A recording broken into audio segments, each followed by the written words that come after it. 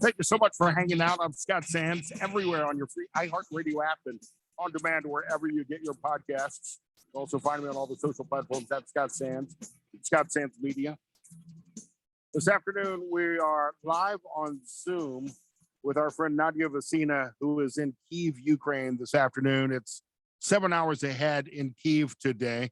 Nadya Vasina, a gold medal gymnast, a radio presenter, and an amazing supporter of the troops of Ukraine fighting the Russian invasion. Nadya, how are you this evening? Hi, first of all, nice to see and hear you, and I'm very happy to be in your radio show to talk to people, to spread what's going on in Ukraine and say hi to Americans. Thank you for support, American support from people and government. I think that unfortunately that support continues to ebb and wane for your country the longer this conflict persists. And I think there was a sense of optimism that perhaps Ukraine could strike and mount a successful counteroffensive during that brief period of time just a couple of weekends ago when it appeared that there was a coup attempt underway in Russia from the leader of the Wagner group, Prigozhin, who, for whatever reason, decided to stop, perhaps because the oligarchs were not coming to his immediate support. But certainly, I think that struck a little bit of fear in Vladimir Putin's mind over how much control he really has of the country. Well, the thing that this story with Wagner's shows the reality which is going on in Russia, because the propaganda of Russian propaganda tells that people in Russia support Putin and love him and admire. And I do really believe that there is an amazing quantity of people who really do that, because if they did not, they would not go on war in Ukraine, because they're like zombified, taking the guns, and instead of fighting for their freedom in their country, they go into another country, to another very big 40 million people country, Ukraine, to kill us, to destroy our houses and everything. But we see that Russian people are not ready to go on the streets to support Putin, to be on his side, because they are, they are so much they are like slaves. They are real slaves. They're not gonna fight for their freedom like we do every day. Today at night was the air raid sirens on all Ukraine, and probably you saw on the news what Russian troops, Russian rockets did. The missiles destroyed buildings, civilian buildings, in the middle of the night.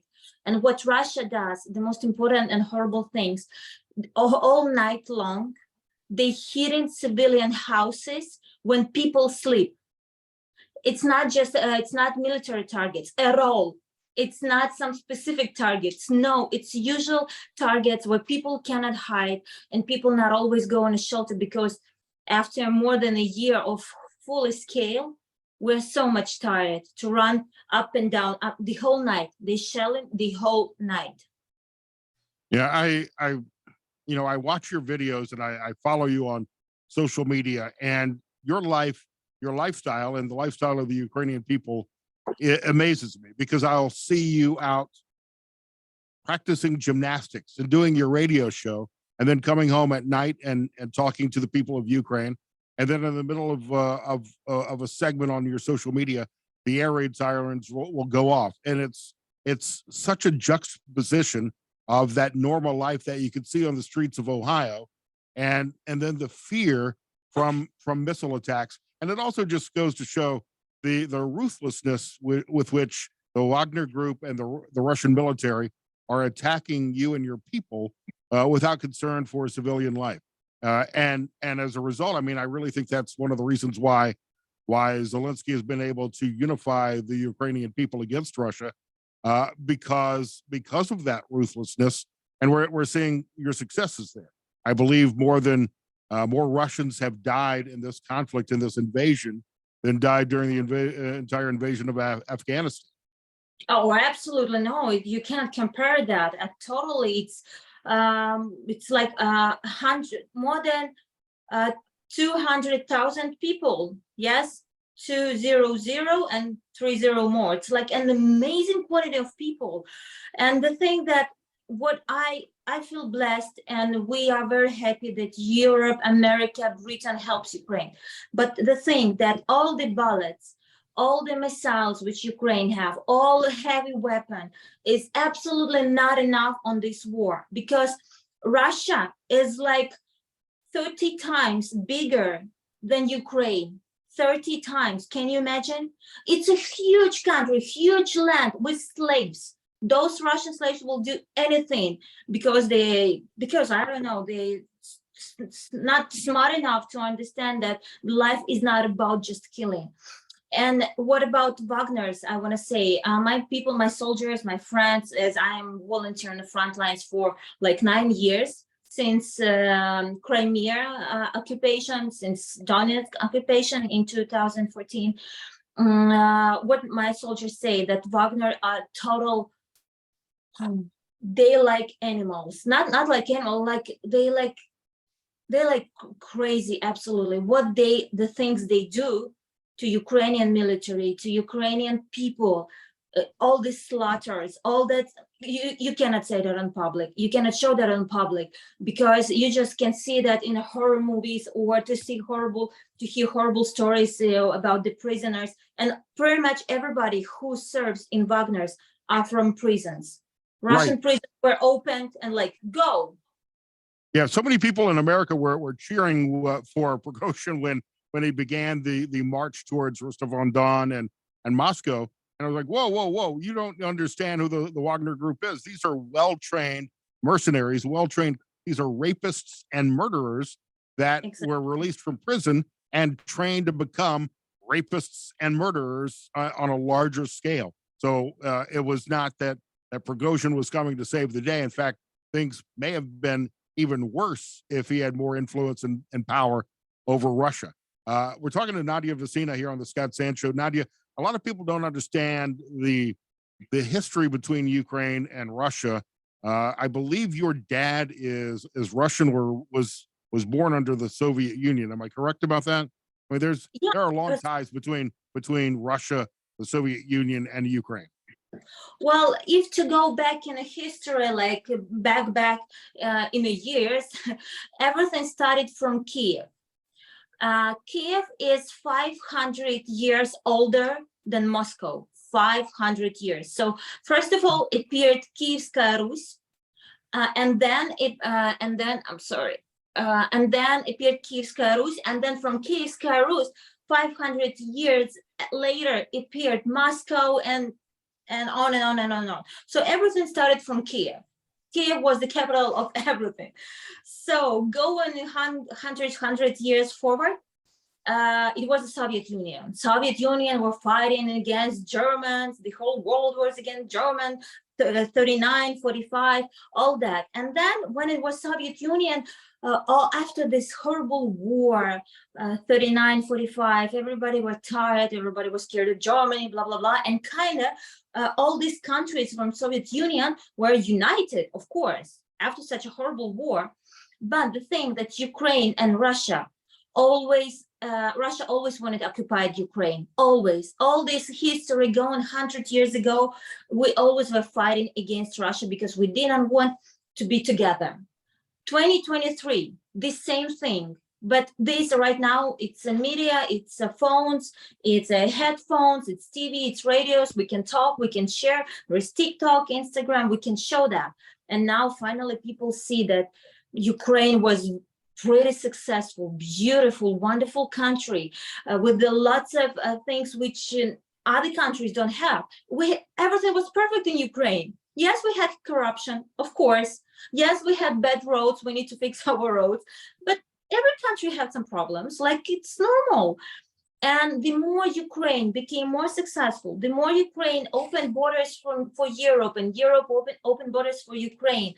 Britain were closer to us, America, we were all united, and we were communicating step by step more and more.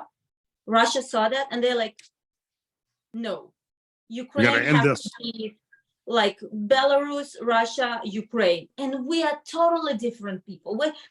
We just had the same, is like history, Soviet Union, and Russian language. But this Russian language, again, if we go back to the history, it started from Kyiv. So Kyiv had that historical Kyiv language, which is very familiar to Russian. So this is it. And Russia is trying to change the history, to change it in the books, to change it publicly, talking on different radio shows, all with all this, I'm sorry, shitty propaganda. So, but honestly, we are so much different, and we so much not like them. And every kid in Ukraine knows English. You're gonna go on the front lines. You're gonna sit, hide in tranchee. I came 2 weeks ago from front lines. Kids are fighting, like 20 years old guys. They all speak in English. They all worked in a good companies, and European American companies, very successful. And what in Russia, Russia is just Moscow successful and St. Petersburg. The rest, like, I mean, no. you look at the natural resources, the mineral resources, rare earth materials available in Ukraine as well. That's attractive economically for Russia, as well as redeveloping and reconstituting the Iron Curtain. If successful in Ukraine, I fully believe that Poland is next on Vladimir Putin's hit list. Totally. Nadya, well, before we're out of time, we're talking to Nadya Vasina, who is a gold medal gymnast. She has a radio show and entertainer, volunteer with the Ukrainian army for the last 9 years. Once named the most beautiful woman in Ukraine, still the most beautiful woman in Ukraine, in my opinion, Nadya. But what do you hear? What is the morale of the troops that you go to see? And I watch your videos, follow Nadya on social media. She's up there on the front lines, bringing supplies, vehicles, and more to the troops. What's their morale? Are they still in this fight? Oh, our boys, oh my gosh. You know, when I go on the front lines, from one side, it's one of the most dangerous places. And it's not just from one side, it's like reality, it's one of the most dangerous places. But I feel myself so much safe there, because when I come, I see those people. I see, first of all, my friends, professional soldiers, which are, thanks God, are still alive from 2014. They are very high professional. They're very motivated. They're very smart. They're so smart. You know, it's so difficult to fight against such a big country when you don't have enough people, don't have enough weapon, don't have enough energy, don't have enough of everything. We are lack of everything. But they're smart enough to build this tragedy that way, so we can move forward and save people, and not like Russia. Russia, like, just throw the meat, Russian soldiers, and Ukrainian army just killing them, because we are smart enough to do that in smart way.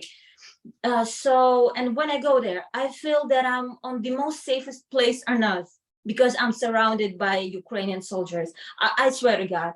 And all these young people who went to serve to Ukraine, which was on a mobilization.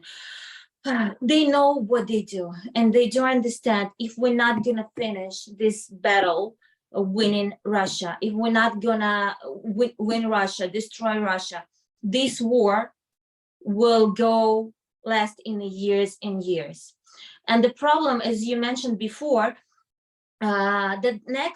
what Russia do understand, just when you hit them, when you beat them, when you destroy Russia, when you're kicking their ass, they just understand that. They don't understand when we're like, oh, let's be gentle, let's talk, let's do this, that. No, the more Europe, America, Britain, the whole world is like so gentle, Russia doesn't understand this gentleness. No, they understand just the hardcore.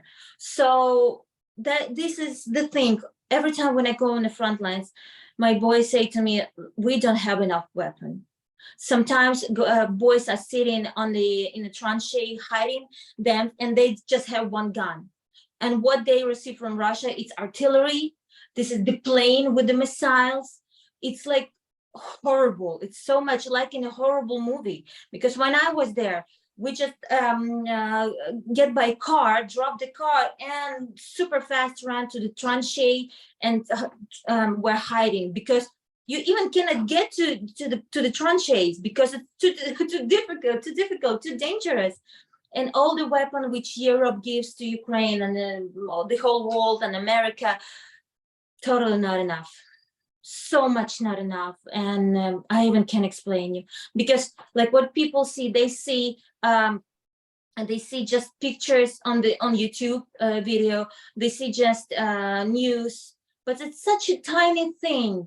And every day, a lot of people dying. So many kids, so many soldiers, so many buildings destroyed.